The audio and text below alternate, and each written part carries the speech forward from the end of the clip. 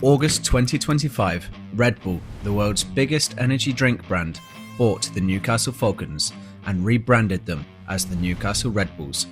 Now, Red Bull is no stranger to sports. They own 2 Formula 1 teams. They run one of Europe's top football clubs. They sponsor extreme athletes doing outrageous, death-defying stunts. But here's the question: what drew them to rugby? At first glance, this might look like just another marketing move, something that only changes Newcastle. But if history tells us anything, it is much bigger than that. This could be rugby's most significant business deal in recent history. In this video, we are going to break down Red Bull's sports strategy, why they chose the Falcons, how this move could reshape rugby at home and abroad, and the challenges they might face along the way. Welcome to Champagne Rugby, and this is the story of why Red Bull bought the Newcastle Falcons. Red Bull's journey into sport did not begin with billion-dollar teams. In the 1990s, the company realized that they were not just selling an energy drink, they were selling a lifestyle. To make people believe in that lifestyle, Red Bull needed to be visible where high performance and risk were on display. Instead of buying television ads during prime time, they went in another direction. They started sponsoring cliff divers, snowboarders, motocross riders, and base jumpers. The athletes who seemed fearless, who lived life on the edge. Every time someone saw Red Bull on a helmet or a parachute, the message was clear. This is a brand about energy, about pushing the limits, and about defying gravity. These cars will go from 0 to 125 miles an hour in 5 seconds. They are awesome machines. And the 2005 Formula 1 World Championship is go! By the early 2000s, Red Bull began scaling up. They bought a struggling Formula 1 team and turned it into a powerhouse. Red Bull Racing has since become one of the most dominant teams in sport, winning multiple world championships. Soon after, they turned to football. They bought Red Bull Salzburg in Austria, RB Leipzig in Germany, the New York Red Bulls in the United States, and Red Bull Bragantino in Brazil. Each time, they followed the same playbook: take an underperforming franchise, rebrand it fully under the Red Bull identity, invest heavily in infrastructure, sports science, and youth academies, and then aim for dominance. In less than a decade, Leipzig went from the lower tiers of German football to playing in the Champions League.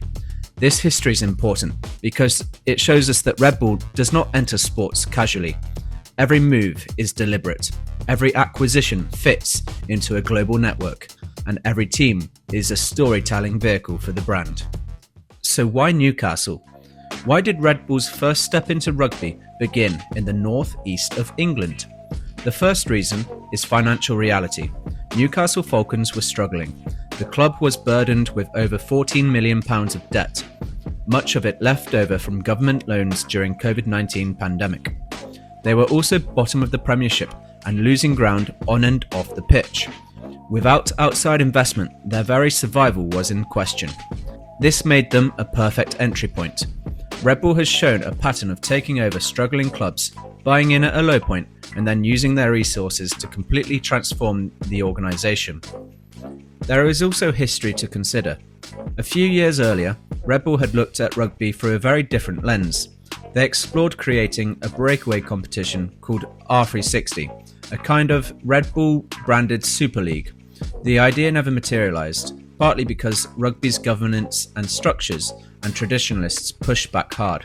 That failure meant that if Red Bull wanted to get into rugby, it would have to be through an existing club. Newcastle gave them the chance to do exactly that. Another reason is geography. Newcastle is a sports-mad city with football dominating the headlines, but with a strong student population and a loyal rugby following, unlike London or the South West. The Falcons face less direct competition from other Premiership teams. That makes the market easier to grow. So what exactly does Red Bull bring to the Falcons? The first thing is sports marketing. Red Bull is in the business of selling drinks, and they do it by telling stories about ambition and high performance. A clear example is Felix Baumgartner's jump from the edge of space, which drew more than 50 million views. Whether it is a man falling from space, or a football club rising from obscurity to the Champions League. Red Bull uses storytelling to build value. Newcastle is now part of that narrative. The second is shared resources. Red Bull controls a global network of sports teams, from Formula 1 to European football.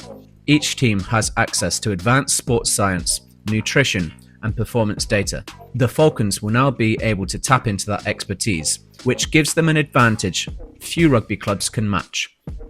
The third is direct investment. Red Bull has already set plans in motion for infrastructure improvements.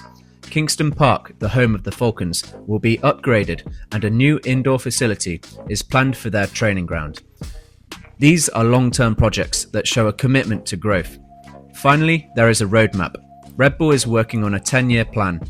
The objectives are clear: qualification for European rugby within 5 years and winning trophies within the decade.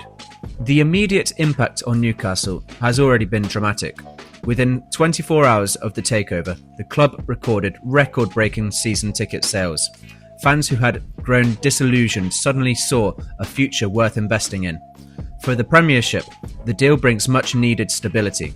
English rugby has suffered for a brutal period, with the collapse of Worcester Warriors, London Wasps and London Irish. The arrival of a global brand like Red Bull provides a vote of confidence at a time when the league desperately needs it. It also puts pressure on other clubs to modernise their commercial strategies. Globally, this move could be seismic. Rugby has long searched for ways to grow beyond its traditional heartlands.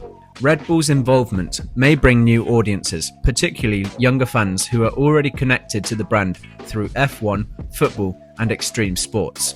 It could also spark interest from other major corporations, setting off a wave of new investment into the game.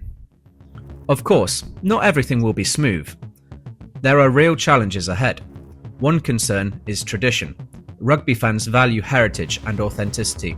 Some supporters may feel uneasy about a club losing its historic identity to a global corporation. Similar backlash happened in football, where fans of Austria Salzburg protested when Red Bull rebranded their club. Another challenge is performance pressure. Ambitious roadmaps can create expectations that are hard to meet. Rugby is not football, and the structure of the Premiership makes success more complicated. It will take time before Red Bull's investment translates into consistent wins. Finally, there is the question of influence. If Red Bull succeeds, it could shift rugby further towards commercialisation. Some will celebrate that as progress. Others will see it as the erosion of tradition. Red Bull's acquisition of the Newcastle Falcons is a statement of intent. It signals that rugby, for all its struggles, is still a global sport worth investing in. If their history in football and Formula 1 is any guide, the next decade will be fascinating. Newcastle Red Bulls may go from survival mode to lifting silverware, all while Red Bull tells the story of transformation to millions around the world. This deal could change the Falcons. It could change the Premiership, and it might just change rugby itself. What do you think? Will Red Bull transform rugby the way it has transformed other sports? Share your thoughts in the comments. If you enjoyed this breakdown, make sure to like the video, subscribe to Champagne Rugby, and stay tuned for more stories from the business side of the game.